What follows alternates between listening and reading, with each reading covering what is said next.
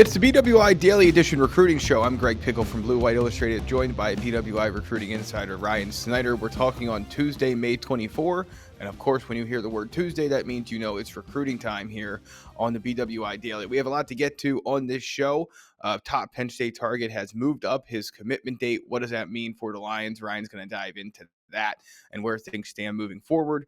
There are a couple other class of 2023 targets we want to get to here today, and guys who were recently on campus in the class of 2024. So, I believe you wrote on the site today, Ryan, that it's 10, 11 days until June is here and the madness begins with official visits and with camps and things like that. But I mean, we're already there. We're already at that point in time. It may not be active in terms of guys being at Penn State, but the coaches are on the road and things are happening. I mean, there's a lot going on as visits are being set up and as lists are becoming top 12s, the top 8s, the top 5s, the top 3s and 4s, and so on and so forth. So we're going to start at the top of the show with a key Penn State class of 2023 target, Rodney Gallagher. Well, before I go there, Ryan, you just had some vacation. You're back in the saddle again, so to speak, and you probably are ready for another one at this point in time.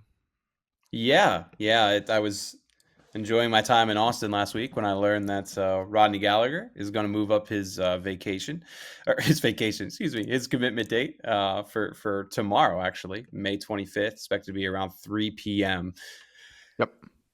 We've talked a lot, I guess, over the last couple of weeks about NIL and how it's gonna have a big impact on this class in a good way and a negative way. And right now, this one feels like it's kind of trending towards West Virginia a bit still. I do believe NIL is a big part of it, but I also believe that Penn State is going down swinging here, if that makes sense. So I know Terry Smith was at the school today, Tuesday, May 24th, and they're putting their best foot forward here. What the NIL ramifications are, I don't know if we'll ever really know all the specifics there. But I know Penn State is trying to fight really hard here. And what was West Virginia offered? That's another thing that I don't know if ever really going to come out. But the schools are working hard. I there's part of me that thinks, just from some positive conversations I've heard this morning, that maybe Rodney would wait, maybe. But West Virginia certainly seems to be in the saddle, or the driver's seat. Yes. Yep. Yeah. Sorry, I'm a little frazzled right now, but yeah, we'll see, man. I mean, Penn State's pushing hard though. So I think one thing I'll say is, tonight and so tomorrow morning, if you don't hear anything, then I would expect Rodney Gallagher to be a Mountaineer tomorrow. But Penn State is certainly, talk to the family. They're pushing hard. They'd like for him to either hold off or commitment or just commit to Penn State. But also, I would say that if he does commit to West Virginia tomorrow, Penn State's not going to just stop with this one. And whether that's, NIL's the reason, that they would able to sway him to visit again, or, just relationships or whatever it may be, I don't see the staff letting up on Rodney Gallagher until the moment he signs. So, I do think Rodney Gallagher is definitely worn out a little bit from the process, just talking to him and his dad. So from that perspective, it's definitely a good thing for him to wrap this up. But, Penn State's not going to stop. I'm pretty confident saying that. So Rodney Gallagher's a guy we've talked about in the show often, 5'9.5", 165. He's a class of 2023 4-star, and the On3 consensus ranks as the number 106 player, number 19 recruit, Ryan. And obviously, for those of you that maybe skip around to different shows or maybe haven't dived into the name, image, and likeness stuff much, I mean, it's changing the sport by the minute, really. It is. And things happen quickly in this space because it's a lot of unknowns. I mean, it's a lot of things that people have never dealt with before, never thought about dealing with before. So when this opportunity by states, including Pennsylvania, or by the NCAA, by, I believe, just a memo, I don't even know if it's really a rule on the books, but to allow college athletes to profit off their name, image, and likeness, it was always going to have effects on how recruiting worked, because not every state, and I don't believe that Pennsylvania is not one of them, but some states do let high school school players profit off their name, image, and likeness. Others do not. But either way, you're going to use that, as some guys will anyway, as a factor in your recruitment and where you're going to go and what opportunities could you have once you get there. So we're watching this all play out right in front of us with kind of learning new things on the fly, which is rare because so much of what we know about the recruiting process has been kind of the same for years. And now it's not really the case, at least not in this space. So let me ask you this just as a follow-up. He lists the top 8 on May 23, so that was Monday, of Pittsburgh, Notre Dame, West Virginia, Oklahoma State, Oregon, Virginia Tech, Penn State, and Texas. Seems to me, but let's just put it out there, that this is a 2-team race at this point, and those other 6 are just logos on a social card. Or do you think that that's kind of part of the reason this thing is slowing down, maybe, is because, it's you at one point you got the sense that there was definitely a pecking order in this recruitment, Ryan, but now it just feels like there's an established top 2 and everybody else is kind of hanging along for the ride. I certainly thought Notre Dame was a player. And just from talking to Rodney and his dad, I thought I definitely got that vibe as well. I mean, Marcus Freeman was a very strong recruiter with them. So, that's just where it's the whole NIL perspective, and just us not being in the loop there just changes so much, because, everything that I've known about recruiting and building relationships with people and, being, getting honest feedback and, being able to read a room, basically, it's all different now. And this is like really one of the first recruits that I think Penn State, really its fans and everybody is kind of seeing that up close. So it may work out in Penn State's favor. Maybe he'll commit and Penn State, we'll keep pecking away and things will change, and it really won't be a done deal. But right now it feels like West Virginia has put something together that has his family very intrigued. And look, I also would stress that this isn't completely about NIL. I mean, he does live like 20 minutes from Morgantown. Right. I mean, that's also why NIL and West Virginia potentially going all out for him makes complete sense. I mean, he would be one of the biggest recruits in that school's history, right? Being somewhat local and having just having that cachet, right? So it makes sense that those schools would those businesses would be incredibly interested in somebody like Rodney Gallagher. So only time will really tell on this one, but we've got 24 hours here, a little over 26 or so, but I think we're going to find everything out. So you put in a on-3 recruiting prediction machine pick rather for Rodney Gallagher to pick West Virginia. We'll see how that all plays out. But to your point, it's a fascinating dynamic right now. And I think the other thing that fans should be careful of, and us too, is not blaming the scuttlebutt of NIL for a decision. And I think you laid it out pretty well there. He obviously has been to Morgantown plenty of times. He has a good relationship with the coaching staff. I'm sure that they're pitching a role for him that could use his abilities in all kinds of different ways. Of course, Penn State and everybody else is too. But, I think we need to be careful, even though it's easy and it makes sense, but to throw NIL around is kind of the only thing that would ever make a difference in this recruitment or any recruitment. And there's more to it than that in almost every case. Some cases, sure. But, as we keep learning about this, it doesn't always have to be the big bad boogeyman that it might seem like it is. It's the BWI Daily Recruiting Show. He's Ryan Snyder. I'm Greg Pickel. You can learn more about Rodney Gallagher's recruitment and everything inside Penn State recruiting at BWIIllustrated.com, where for now it's $1 for 1 year of access. That deal's not going to last forever, but join us at BWIIllustrated.com for the latest insight on Penn State recruiting and all of the prospects that Lions are chasing in the class of 2023 and beyond. Ryan, let's move along now to a little bit of a different conversation here. Mason Robinson is another class of 2023 Penn State target who, has Penn State on his mind and has been to Penn State before. And he's a guy who plays at a school at Owen Mills McDonough that has sent numerous players to Penn State, including Denai Dennis-Seton, of course, in 2 weeks, and PJ Mustafer, obviously, a number of years ago, among others. But what's the latest with him? I mean, he's a guy who, again, as we get into this time of year, you have players who set official visits or even unofficial visits in some cases, but then they maybe feel like they need to decide sooner rather than later. Is he one of those guys at this point? Sounds like there's potential for a Northwestern commitment, but just another one that caught me surprised. Like I said, I was away last week, and I'm still kind of trying to dig information on this one a little bit. I've been focused mainly on Gallagher because it's obviously tomorrow. But with Mason, of course, he takes an official visit to Northwestern this past weekend, or excuse me, was it 2 weekends ago? But either way, he takes that visit. Seems like there's a lot of smoke there with the Wildcats. From talking in with Penn State sources, they're fighting hard here, but it does kind of feel like Northwestern may be the team to beat now.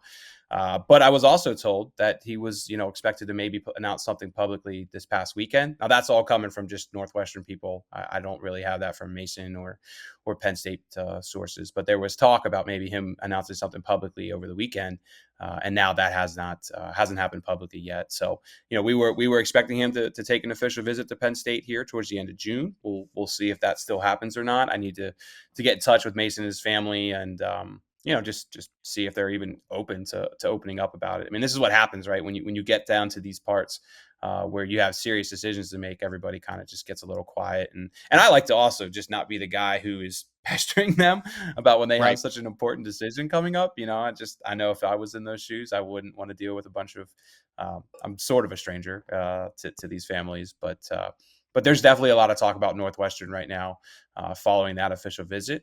But of course, Penn State has those McDonough ties, and they've always had a strong relationship here. He's still very much somebody that I expect the staff to push hard for. And I know as of last night, at the very least, Penn State was still certainly pushing hard to get him on campus for an official visit. Mason Robinson, a three-star defensive end, is set to visit Virginia Tech officially on June 10th, and he'll be at Penn State June 24th, or at least that's the tentative plan as of now. So we'll see. You make a good point, too. As we get into crunch time with some of these, or if it feels like it's heading towards crunch time, the lines of communications can sometimes dry up, both with the media and with coaching staff. So we'll see how this one plays out. But Penn State fans, I think, are probably a little bit concerned, Ryan, about the defensive line recruiting at this point and where things sort of stand. But obviously it's late May. And until guys go off the board, I don't know if it's worth getting too worked up. However, there's been some top lists that came out recently. I believe Desmond Omazula, you can pronounce that for me later, but he put out his top schools and Penn State was not on that. There's been some other instances, but there's still plenty of names on the board. So we'll see what Mason Robinson decides to do. Will it lead to a bit of a fan freak out if he ends up going to Northwestern? I think probably, but obviously it's still early, even though it doesn't feel like it's early in this cycle, it certainly is. So time will tell there. Ryan, I'm going to mix the rundown up on you a little bit here because there's no reason to move on to 2024 guys before we finish talking about 2023 guys. So one final one I wanted to touch on is Caden Proctor, the Iowa offensive lineman out of Iowa, rather. He is a 5-star prospect and one of the nation's best tackles. We saw him at the Iowa Penn State game on the sideline. He is an enormous human being, and he is going to visit Penn State and a bunch of other schools next month. So I know you think he's a pretty big long shot for Penn State, but the fact I think that they even are getting him on campus, this is a player that has scheduled 4 official visits now and pulling him up for everyone, or I'm sorry, 3 at this point. He talked with Chad Simmons, our national recruiting director, at On3. He'll be at Alabama June 10. Penn State June 17, Oregon June 24. He has not scheduled one yet to Iowa, but he's been there a bunch. So we'll see. I believe the Hawkeyes are still the leader in the On3 recruiting prediction machine. Yes, they are. So time will tell here, but Penn State gets a big-time player on campus. You don't often hear them mentioned with guys officially visiting Alabama and Oregon, but here we are. He is the nation's number 6 player and top offensive tackle. Yeah, it's all going to just come down to this official visit. And hey, I mean, maybe we'll see the Hail Mary of all Hail Marys, and just one official visit will change everything. But when you just look at the schools he's visited previously and the schools Penn State's fighting with, and then I also just kind of hear a little bit that from a communication perspective, at least when you're comparing it to the Evan Links of the world, the Zach Owens of the world, the Samson Okunlolas of the world, there's not that level of communication where it's consistent and, family communication. Don't get me wrong. I mean, Troutwine's talking to him and his family, but it's just not every couple days like it is for some other guys. And that, when I just see those things, it just makes me think that, hey, you got to host a guy like this. He's pretty much, the best offensive tackle in the country, or, one of the top 2 or 3. But is that going to equal, Penn State even being top 2 or top 3 when right now I see them, I guess they're top 5 because they're getting an official visit, but from a relationship perspective, and then you look at all the other schools he's visited, I think even that's kind of questionable. So, we'll see. I mean, maybe this visit will just change everything and I'll look silly in a couple of weeks. Well, that's okay. If you don't, I probably will at some point here. So, yeah, Penn State obviously continuing to push for offensive tackles in the class of 2023. They have, of course, a few interior guys committed, but that tackle board is really interesting because, correct me if I'm wrong, they have a lot of high profile, high priority, highly coveted guys on that tackle board, but I don't know if you would sit here comfortably and call them the runaway favorite for any of them, even though they seem to be in a pretty good place Yeah. with most of them, except for Owens, of course. Zach Owens, you put Yeah. our on-three recruiting prediction machine pick in for, but beyond that, I think with the rest of the names you mentioned, it's certainly anyone's chance at this point in time. Yeah, I mean, I wouldn't even say they're like a true runaway favorite with Owens, just because like Zach's the kind of guy who like he's very open and charismatic. Like everybody, Zach loves everybody, if that makes sense. You know Yeah. what I'm saying? And, Yep. and I get that impression from talking to other people too. Now, don't get me wrong, I still very much believe Penn State's in the driver's seat there. They've had an incredible visit with him for the blue white game, and from a relationship perspective, and not just from Penn State relationship or coach relationship, but also all the committed guys he's been getting to know and stuff. I mean, there's a lot Yeah. pointing to Penn State's favor there. Not to mention even the New York ties that we've talked about in the past. So that I feel good about it. And then I also Evan Link is kind of becoming the wild card. We were talking to Evan a good bit there early in this not early in the cycle, but early in 2022. January, February, March. And now Evan's just kind of gone very quiet, which is fine. I mean, some guys, like we talk about this on every podcast, but some guys just want to kind of lay low for a little bit, and I totally understand Right. that. Evan is confirmed for a Penn State official visit. We know he will be here. Was it second or third weekend in June? I don't have it in front of me, but it's one of those 2 weekends. And, Penn State's been perceived the favorite, and I know he's incredibly important to Penn State. I mean, he may be still their number one target. I mean, Samson Okunlola too, but Samson's kind of feels like he's going to drag it out a little bit. So maybe at the moment Yeah. you could argue that Evan Link is still the absolute most important guy for them. So that'll be one that I'll continue digging on. And, the thing with Evan is like, whenever there's like news, stuff that we really need to talk about, he's great. And he's an awesome person, character. So I hate bugging guys constantly when, it doesn't feel like there's a lot of other news. But the one thing I am really trying to learn is, does he have any other official visits set up? We know about that Stanford unofficial. And then really other than that, it's been pretty quiet. So it could be a really good thing for Penn State, or we could learn that there's a couple upcoming official visits that just he hasn't put out there yet. And, we'll continue chipping away at that. Evan Link is going to be at Penn State on June 10. If you visit us at bluewhiteillustrated.com, click the football recruiting tab and then filter that down to visits. You can get a good look at all the players that are coming to Penn State this summer, both for unofficial visits and official visits, class of 2023 guys, class of 2024 guys. You can find that all at bluewhiteillustrated.com. Link is inside the top 260 of the on-3 consensus ranking, one of the top 20 offensive tackles in the class of 2023. So time will tell there. Time will tell with the rest of this offensive tackle board. And if you didn't know what date it was, if you were unable to see a calendar or what have you, but you were listening to this show at youtube.com/Blue White Illustrated or on the Apple or Spotify stores or wherever you get your audio, Ryan, you could tell it was the end of May by kind of how we're in a position with a lot of the guys we've talked about already, where things are kind of getting locked into place and they might be inching closer to a resolution, but there's still a lot to be figured that needs to be figured out, can be figured out, will be figured out. So we've hit that point June of is the that month. calendar where, yeah, exactly. Mm-hmm. We're almost to June, and that's going to solve a Mm-hmm. lot of these questions. Yeah, that's the month. I mean, we're we can do these top 5 lists and put the official visit list together, but even the official visit list is going to change. It always does. I have 36 guys confirmed right now. I feel confident saying 30 of them will probably visit. A couple are going to drop off. A couple are going to be added late. I mean, if you look at that last weekend Right. in June, it's not as stacked as the other two. Why is that? Because Penn State fully expects to have to add guys late in the process because others are going to drop off. So, Right. we'll see how it plays out with time. But this is the month we get answers. July is the month we get commitments, and then boom, it's preseason football. So from here on out, if you're a recruiting fan, you're really into college football. The summer has become really just a wild couple of months now with these Right. official visits. Well, again, you can track all the latest at bluewhiteillustrated.com. Just like last weekend, you could track the visitors Penn State had on campus. It was a small group of underclassmen that made it to town for what is really the last visit weekend of May. Prospects still could come to campus this coming weekend, but with the holiday, no one will be in town. So let's cover that group quick. It was a group of 3 underclassmen led by a couple of guys who Penn State is certainly high on here in the early going. Yeah, Emilio Agard, of course, is the top guy really. Although Dominic Nichols is a 4-star as well, but Emilio Agard's the top, was he top 130 in the country according to the On Three consensus, number 129, 15th ranked cornerback, third ranked guy in PA, and he's going to be. This was massive to get him on campus. There's always been a good relationship with Terry Smith. Like from that perspective, everything will be good.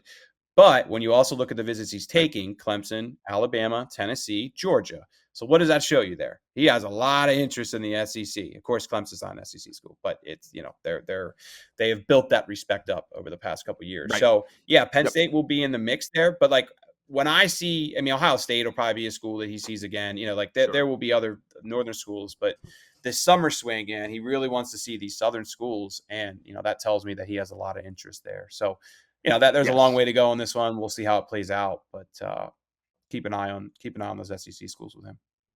Yeah, that was a vibe I got as well. It's just that I don't think he's a lock to go south, but he knows that from Philadelphia, there have been a number of guys who have made that move, and it's worked out well for them. I mean, you think the Josiah Trotters of the world, the Mark Webbs, the DeAndre Swifts. I mean, the list kind of goes on and on and on. And so I Mhm. think that really has him interested, and those schools are interested in him. So when you're a top one, it's one of the top players in your class. Certainly, some of those schools are going to come calling, and that's the case here. Yeah, well, and yeah, you clarify. You said Josiah. Josiah went to West Virginia. You meant Jeremiah Trotter Jr., of course, his Yeah, brother, correct. Yep. who ended up at Clemson. But yeah, I mean, and St. Joseph's Prep has a history of not sending guys to Penn State. And as good of a program that it is, Penn State's had limited success there. So time will tell. He'll visit another couple times, but I fully expect those SEC schools to push hard for him, and I think his interest is very high in them too. So he'll be a tough one to land. But the good thing is, the other top guys in Pennsylvania, Quentin Martins of the world, Tyseer Denmarks of the world. I think Penn State's very much in play with those two guys, and of course they have Cooper Cousins already. So the class looks pretty good, and of course I sound like I'm writing Emilio off already. I'm definitely not. I'm just trying to make sure fans are aware that he's sending a lot of signals that he's very intrigued with the SEC schools. Dominic Nichols, not a PA player, but another 4-star who was on campus as well. He's just inside the top 220 of the On3 consensus for the class of 2024, an edge rusher out of Maryland. A guy who I know you've got to know pretty well during this process, Ryan, Mhm. makes it back to campus again. Yeah, I mean, he has some family ties too. I believe his aunt went to Penn State. I know there's some sort of family tie there, but this was his second visit. Of course, he was here in January, and another guy that I think early signs certainly point to Penn State, but he needs to see some more schools. He's been to Virginia Tech, he's been to Maryland, but this summer will really start to shake things up. I know Penn State would love to get him back up for a workout, not because they're questioning anything, but like he's like the prime guy that they want to come to a whiteout camp, right? Like they want a talented guy who they're going to be on hard. But hey, if you can get some measurements and some information added to that list, they'd be all for it. So he's somebody I'll keep an eye on maybe for coming up for a camp, just because he's young still. But I fully expect the staff to go all out for him. And our on 3 staff is really high on him too. We have him at number 138 in the nation for, from an on 3 perspective, while 24/7 and Rivals still have him as a 3-star. I do think more as he continues to grow and get his name out there more. I'd be shocked if he's not a 4-star on all 4 sites, because he's a hell of a player. He goes to Oakdale too, which is kind of a smaller school. He's not at the DeMathas of the world or the St. Francis's, those kind of schools. So as schools get to know him or sites get to know him more, I'd be very surprised if they don't join our staff who did go see him. Chad Simmons was up there to see him in that 4-star rating. I know Penn State's very high on him. All right. Well, we'll see who else makes it to campus from Maryland and from Pennsylvania and, of course, around the country in June. But we're coming down the home stretch of this edition of the BWI Daily Recruiting Show. Ryan, any final thoughts here as the final full week of May gets into full swing? I do want to mention, I mean, Evan Austin, of course, was here this past weekend too. He Yeah. doesn't hold a Penn State offer at the moment. He is Dominic Nichols' teammate. Maryland, Pitt, Virginia Tech, Boston College all have offered him. He's a 6'1", 170. I expect him to be a receiver. We have him as an athlete, but I do think he's a name that Penn State fans will want to keep an eye on. He's definitely a guy. I would be shocked if the staff did not push for him to come camp this summer. He just started running track and has an 11.4 time in the 100, which isn't great. I mean, he and I were talking about the other day. It was the first time he ever ran. I believe he may have slipped or something like that too. So I wouldn't put a ton of stock and that 11.4 time, and what Penn State sees on film is certainly points to a more better athlete than 11.4. Not that I could run 11.4, right? I don't want to sound like it's terrible or anything, but Evans a pretty good player who Penn State has been interested in for a while now. I mean, he was someone that was brought up to me in January when he visited previously. He actually came on Dominic came one weekend, Evan came another weekend. And I was asking about that with Penn State sources, and they made it very clear that he's somebody to keep an eye on, and really just a guy that I feel pretty confident they're going to ask the camp. All right. Well, if you want to learn more about Penn State recruiting efforts, Penn State football, basketball, wrestling, you name it, if it's about Penn State and Penn State athletics, we'll cover it at BlueWhiteIllustrated.com. Join us for 1 year, $1 of access to, or $1 for 1 year of access, to all the inside Penn State recruiting news you need. For Ryan Snyder, I'm Greg Pickel. This has been another edition of the BWI Daily Recruiting Show. Thomas Frank Carr is back the rest of the week, and we will talk to you next time.